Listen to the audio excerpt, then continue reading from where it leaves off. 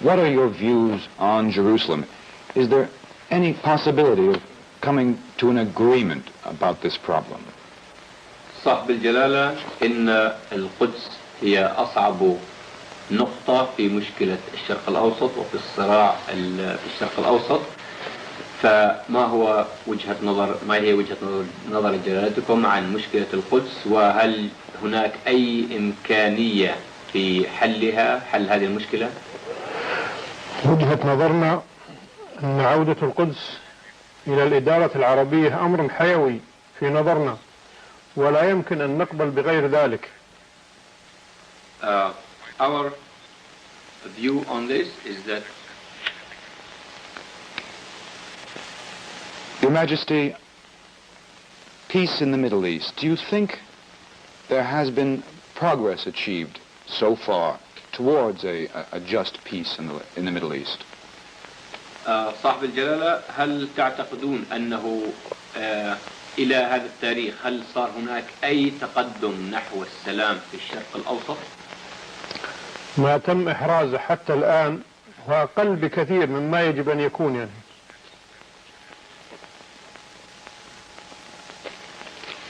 Do you think there are realistic prospects, Your Majesty, for a real peace, a lasting peace in the Middle East? هل تعتقدون جلالتكم أنه يوجد هناك أي أمل حقيقي في التوصل إلى السلام في الشرق الأوسط؟ إن العرب قد أوضحوا بما لا يدع مجال للشك عن رغبتهم الأكيدة في السلام يعني.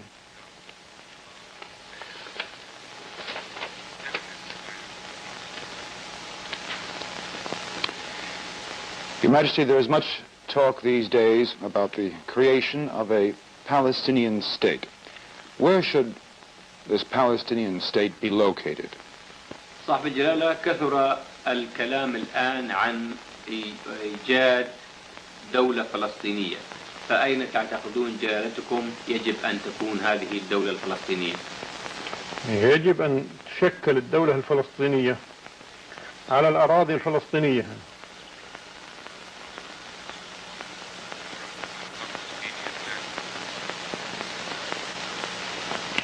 Your Majesty, what should the United States be doing in the Middle East that, in your view, perhaps it is not doing?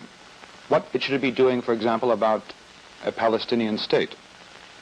صاحب الجلالة، في نظر جلالتكم ماذا ينبغي على الولايات المتحدة أن تفعله بشأن إيجاد دولة فلسطينية، الشيء الذي إلى الآن لم تعتقدون أنها لم تفعله؟ والله هو المساهمة الفعالة في تطبيق قرارات الأمم المتحدة وإعادة الحقوق المشروعة للشعب الفلسطيني. هذا ما يجب على الولايات المتحدة أن تقوم به يعني.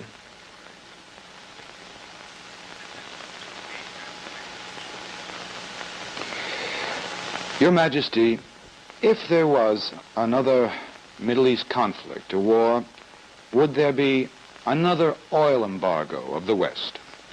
صاحب الجلالة، لو كان هناك حربا أخرى في الشرق الأوسط، فهل سيكون هناك حظر جديد للزيت عن الغرب؟ نحن لا نرغب مطلقا في فرض حظر للبترول ضد أحد، ونرجو أن لا تضطرنا الظروف مرة أخرى لعمل شيء لا نرغبه.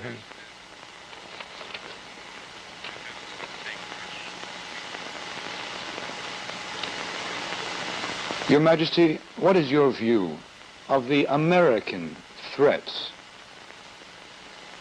concerning an oil embargo, if an oil embargo were to come into effect?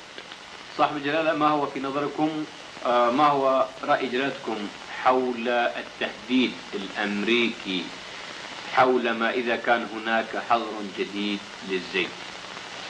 لقد أوضح لنا المسؤولون الأمريكيون على جميع المستويات أن ما ينشر في الصحافة العالمية هو ضد السياسة الرسمية للولايات المتحدة ولا يعبر عنها بشكل من الأشكال. ونحن لا نعتقد أن حكومة عاقلة ستورط العالم في خراب مدمر، ولا نعتقد أن مسؤولا أمريكيا يفكر في ذلك. Your Majesty, you have ambitious plans for the Kingdom of Saudi Arabia.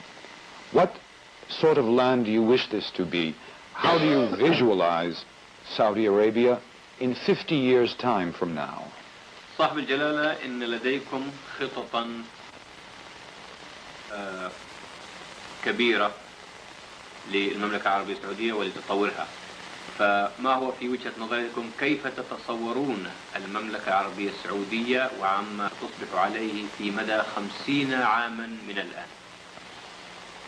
قد لا يكون التطور الحادث مرضيا لطموحنا، ولكنه يتميز بأنه مدروس وأنه أقصى ما يمكن تنفيذه عملا.